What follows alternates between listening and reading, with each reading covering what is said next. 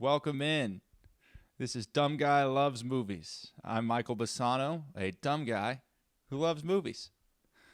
And this week we're talking about Into the Wild, 2007, directed by Sean Penn, starring Emile Hirsch, and it's the story of Chris McCandless, who went up to Alaska to live in the wilderness. And it's such an interesting story for so many reasons. I love this movie so much, and I think that it came out in 2007, right? It got nominated for 2 Oscars, right? It got editing, and then Hal Holbrook, who played Ron Franz, he actually died in 2021. Great actor. He got nominated for Best Supporting Actor. The interesting thing, that was his only Oscar nomination. He had won an Emmy. He had won a Tony. Only Oscar nomination. So clearly, a lot of great came from this movie, but I felt like it was very underappreciated. I was a kid when it came out, but it felt like something that was very ahead of its time. Now I think when we watch Into the Wild, it has a totally different feel than it did in 2007. And I know mostly for me, because when you're a kid, you're like, what? Society's not bad. What could go wrong? And maybe the world changed, or maybe I just got older. But now it's a totally different feel. But that's Sean Penn. He's ahead of his time. He always has been. You could go back to that era, that mid-2000s era, and I remember Sean Penn getting criticized consistently for his views on the war in Iraq, for his sympathizing with Iraq and with Saddam Hussein. Now, in retrospect, sitting here in 2024, people look back at that time and they're like, oh, pretty sure we just wanted oil. Fuck. It completely changed. The way we saw everything changed. So he was very ahead of the curve in that. And I think he was very ahead of the curve with this movie, and that's something Sean Penn has consistently been out ahead of people on. And this is a movie that if it came out today, I think it would be much better received. Because I saw this movie, I think the first time I saw it, I was in college. And when I watched Into the Wild in college, I was like, is society really that bad? Is it that terrible? And now I see Chris burning money, and I'm like, yes. Fuck yes. Good for you, Chris. Burn that money, damn it. Let's do this. Let's go live on the wilderness. The idea of living off the land in the wilderness is an idea that I think has become much more talked about, much more accepted, something people want to do more than they did back in 2007. It just seems, maybe it's the increase in technology, I'm not sure. But this movie is so fantastically done, and it just didn't get the credit or the recognition that it deserved. So we're going to talk about it today. Let's dive right in. An interesting interview. If you want to find out more about Sean Penn, his process in creating this movie, and also hear from Eddie Vedder, who does the entire soundtrack to this movie, which I listen to the soundtrack for Into the Wild all the time. It has so many good songs, right? Hard Sun, Society, No More. I mean, there's just so many great songs on that soundtrack, and Eddie Vedder did the whole thing.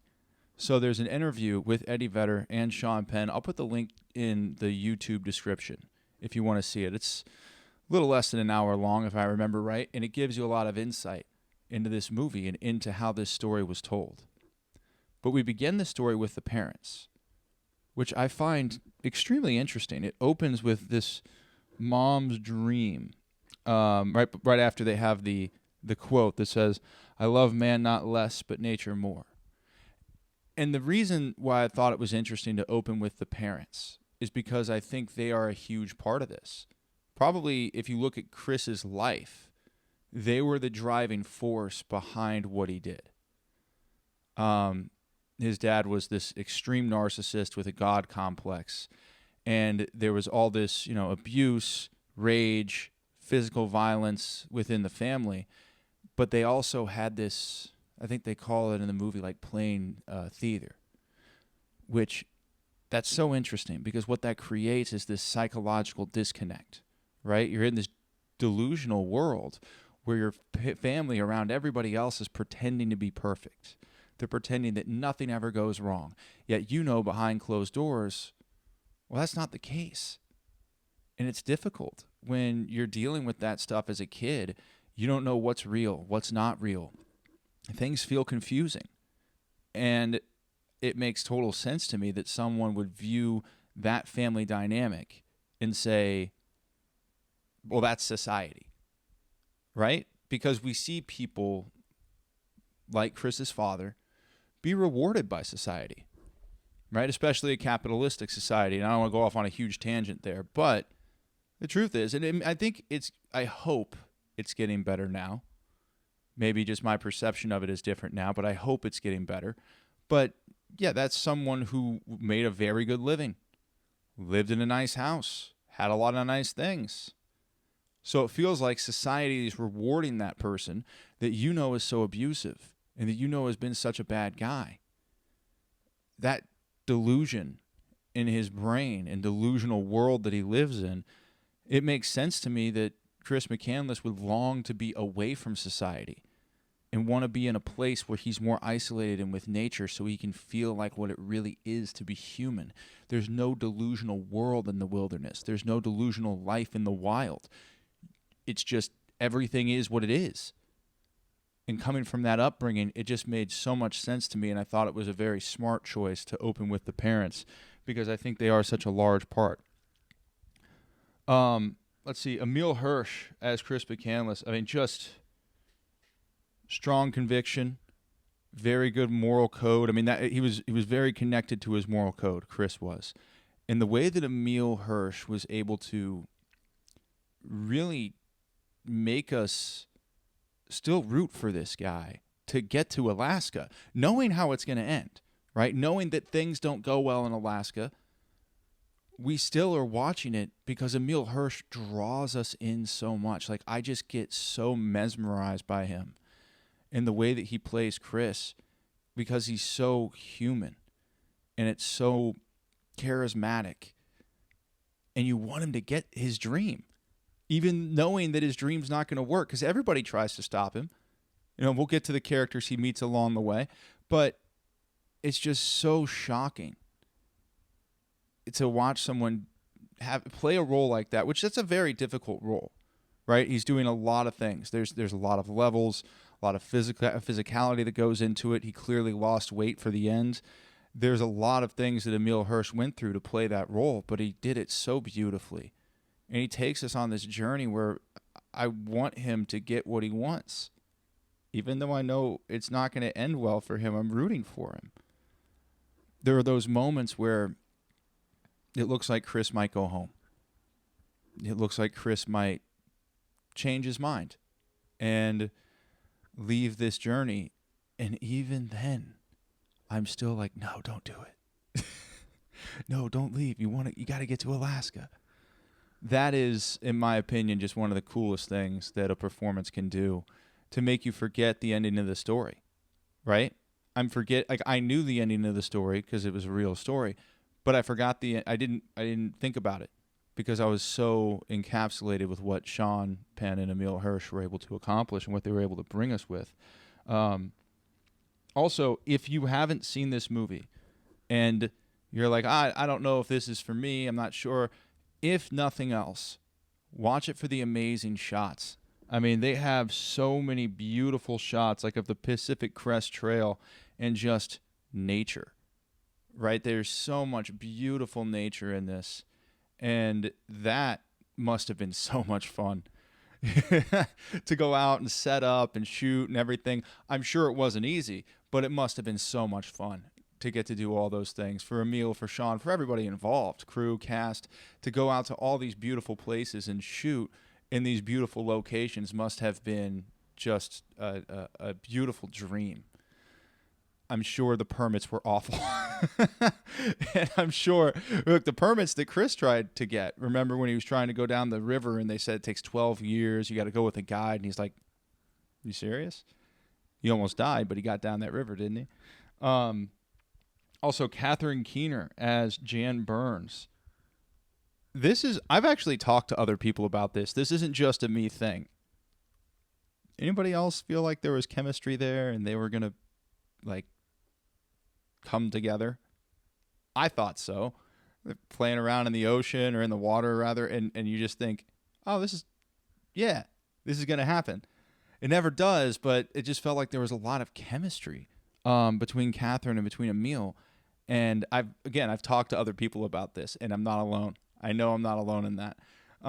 It feels, and I feel like that was on purpose. And I don't know, like I said, dumb guy, loves movies. There might be something more in the book about that. There might be something else. But I usually understand that if I'm feeling something, the filmmaker's making a choice to make me feel that way. So I believe that's what's going on. I don't know. We'll see.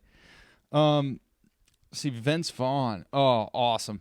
This is by the second week in a row we're talking about Vince Vaughn in a dramatic role, which is awesome, dude. I love Vince Vaughn in dramatic roles. Last week was Hacksaw Ridge, and this week it's Into the Wild. Society! That's a great scene in the bar, man, with Vince and Emile. It's just a great scene. And, of course, the government comes and gets him. Damn government. Yeah, if you wanna just not like the man at all, sit down and watch Into the Wild for a couple hours, man. It gets you there. You start thinking about society, right?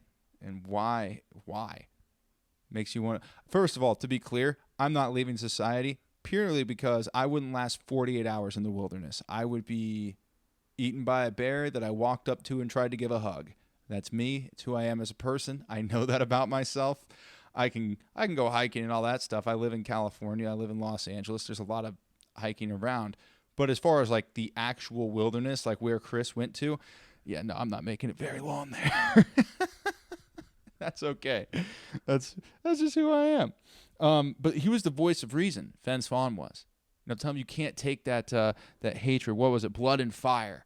That was the line. The blood and fire. And he was that voice of reason. And there was a lot of people throughout the entire film that tell Chris, don't go to Alaska. It's so tough to survive there. All these things. But there was nothing that was going to stop him. And when someone has a drive to do something like that, when someone has that kind of dream, it makes you want. I wanted him to get there, and there was nothing that was going to stop. That became clear. Like as it goes on, it's not, oh, everyone told him this is going to be great. Go to Alaska. No, people were like, this is a really bad idea. Couldn't stop him. He had to go find himself, and it's sad that it ended so unfortunately. What else? The fuck the rules mentality is something I wrote down. I think that was when he was trying to go down the river, and they said he needed 12 years to do it alone. That mentality I found just through looking up the movie and looking up the book, kind of was all throughout. His car that he abandoned, he didn't have registration, he didn't have insurance. He just kind of decided, why am I letting all these people, these governments, these regulations, whatever they might be, why am I letting them dictate my entire life?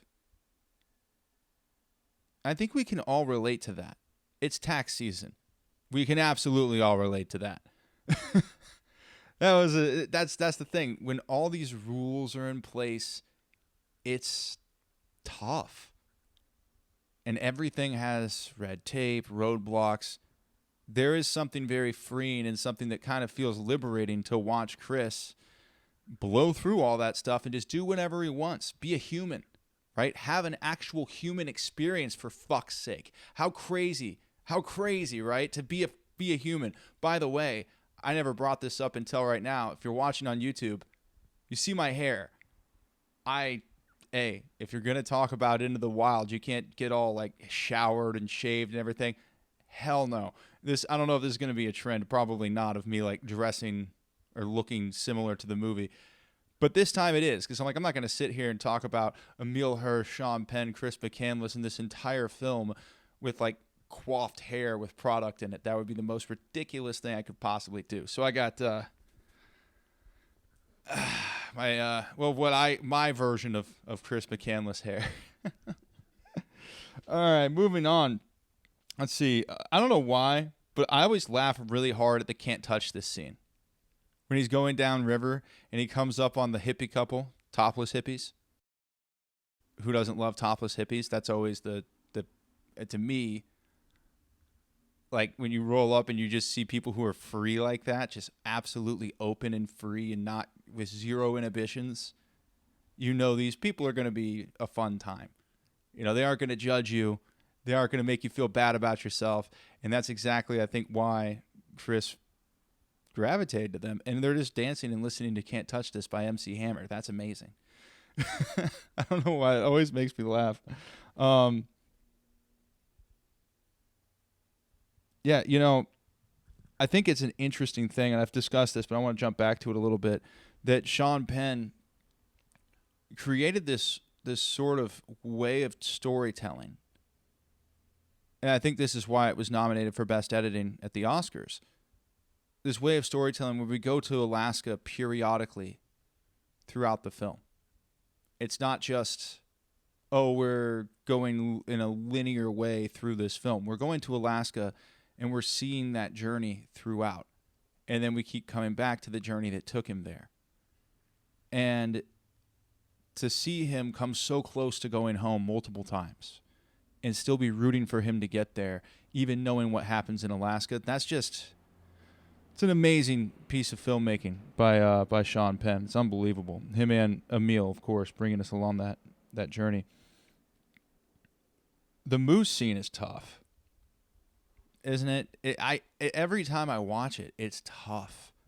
And because I think, this is just me thinking, but I believe that was because they wanted us to really feel how hard it was for Chris to do that, to kill the moose, feeling bad about it, right? Feeling bad about killing that moose. And then after doing that, the maggots and everything and the meat going bad and the fact that it didn't work, devastating. And it felt devastating to watch. It was hard for us to experience that.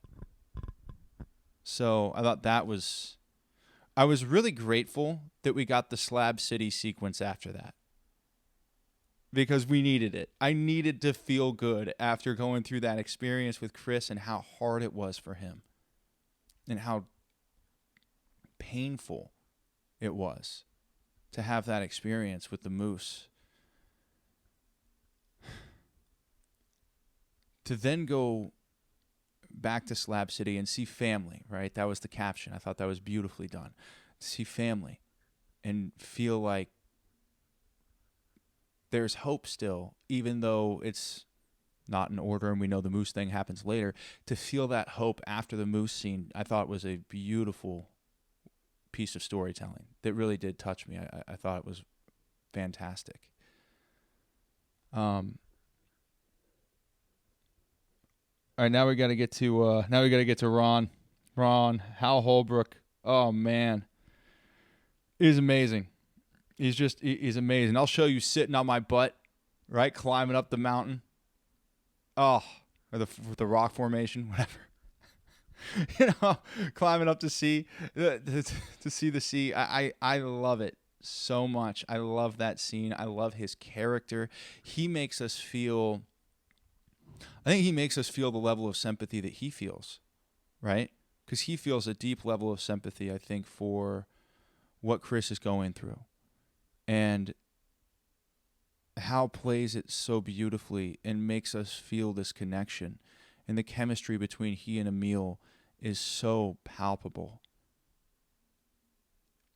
In a lot of ways, the scenes with them, I think, are the most emotional scenes that they have. Which kind of plays into what Chris wrote, right? He wrote that experiences only matter when they're shared. Hal and him shared that experience. And I think those were the most touching moments. Ron, I always get actors and character names mixed up, but Ron and Chris sharing those moments, I thought those were the most impactful moments. They made us feel, I think it made me at least feel more than anything else that Chris was doing alone, I think, because we felt like there was a shared experience. And that is an amazing thing that drives home the point that Chris made in his notes. In that scene where Ron drives Chris and drops him off and asks to adopt him.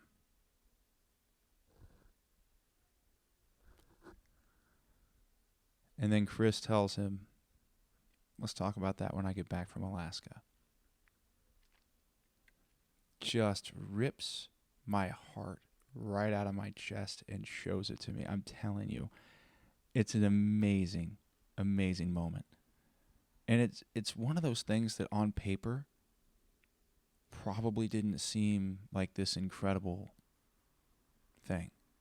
But all of the people involved in the film, from Sean to Emile to Hal, everybody, they created that moment that stuck so deeply into my chest because you felt the pain from Hal and the naivete from Emile, right?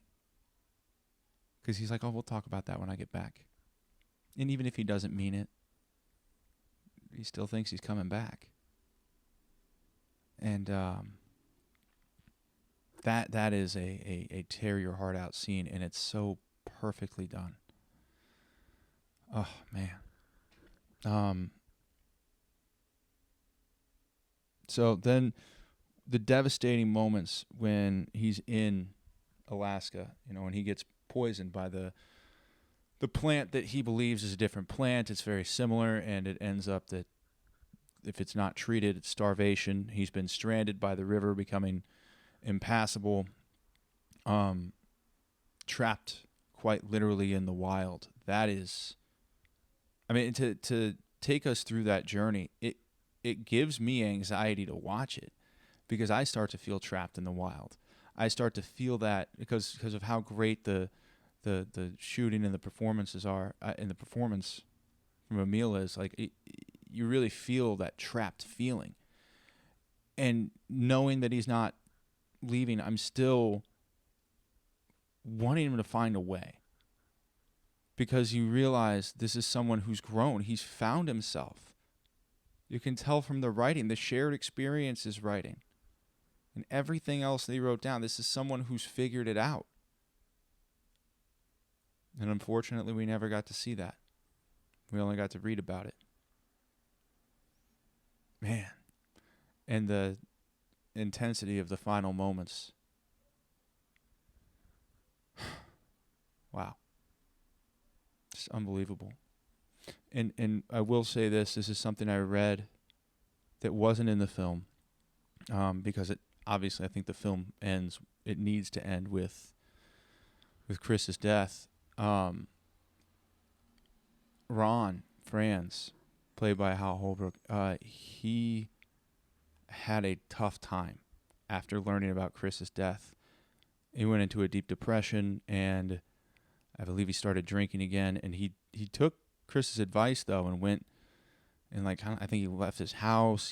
He went out into the wilderness. I mean, it really affected him. I think that's worth noting because even though it wasn't shown in the film or talked about in the film how Ron reacted to Chris's death, I think we felt the connection between them two so strongly that I don't think it surprises anybody, That's just something I wanted to reach back to because I thought, when I read that, I thought that's so interesting because you can kind of feel how much Chris meant to Ron in those scenes. So that is Into the Wild. It's on Paramount Plus if you'd like to watch it right now. And this has been episode 2 of Dumb Guy Loves Movies. I'm Michael Bassano, dumb guy who loves movies, and thank you for going on this journey with me. Appreciate you.